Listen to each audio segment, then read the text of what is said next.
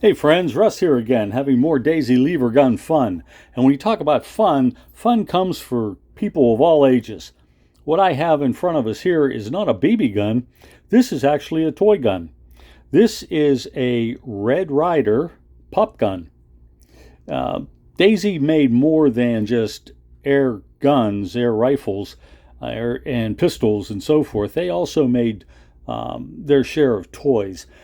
One of the one of the accomplishments of Cass Huff back in the day in Daisy was to design a pop gun, a gun that would make noise and not have a projectile. What he did, he took their standard frame and he redesigned the interior of it so that it's plugged, it has a longer piston, it's easy to cock for the little ones.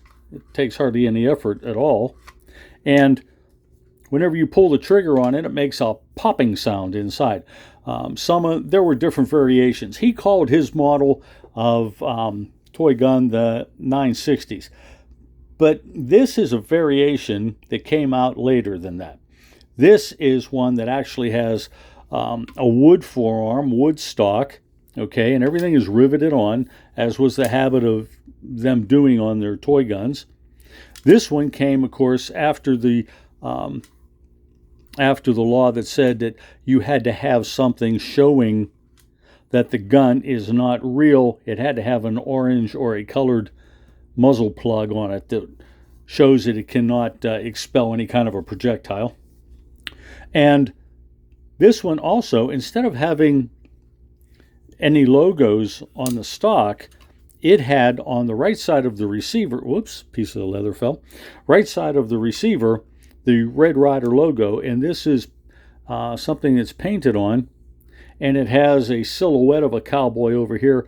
It does not have the lariat making the words Red Ryder. Okay, so it's pretty simple, and it's on the steel, so you have less space to work with. That's why it's smaller. It does have a plastic cocking lever, so you know it's one of the more modern types. There's no safety on it. Now this uses one. I don't know if you can see this inside real well. Let me try to tilt it here and get a flashlight. You see the wider cutout right there, right in here. This frame would be similar to what you would have on a 105 buck that would have the new safety trigger assemblies on here.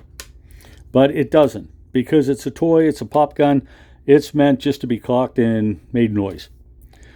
If you look at the top here, let's see if we can get that visible on camera here. I hate it whenever it doesn't it's self-focusing, and it doesn't. Well, anyways, it says Daisy Model 938 Toy Gun, Rogers, Arkansas, USA. That's what it's designated as. So this is actually a different variation of some of the others. I picked this up. It was in great shape, and not knowing a whole lot about all the toy guns, I put some questions out there on the Daisy forum, which is a little chat forum that you can belong to, and it's sponsored by the Rogers Daisy Airgun Museum. And I put out there if anybody knew whether or not the gun was supposed to have the plastic staple and saddle ring. Because when I got this, that was missing, as was the muzzle plug. I knew it had to have that. And I was able to put one on. I had one in stock, and of course I have several of these. It seems that there was not a hard consensus on whether or not they were made with or without the staple and saddle ring. And I think the reason is because so many of them that you see, whether it's on the internet or in private collections, so many of them don't have it, and a few of them do. Well, the reason, I believe, is because this is so in such a precarious spot. When kids were playing with them, they just got knocked off, and not being able to repair it, they said, oh, well, we'll just leave it off. And so many of the ones that you do find out there in the wild aren't going to have that on. But I was able to replace the one that was missing on this one because I have several of these. So I put that in there, we fixed it, and I didn't have to do any repainting or refinishing. This is actually the condition this gun was in whenever I got it. There are a couple little things about it. There's a little bitty chip right here on the corner, on the edge, I should say, on the forearm. Couple little paint flecks that are missing here, one there. Other than that, this is in really, really nice shape. Really nice shape.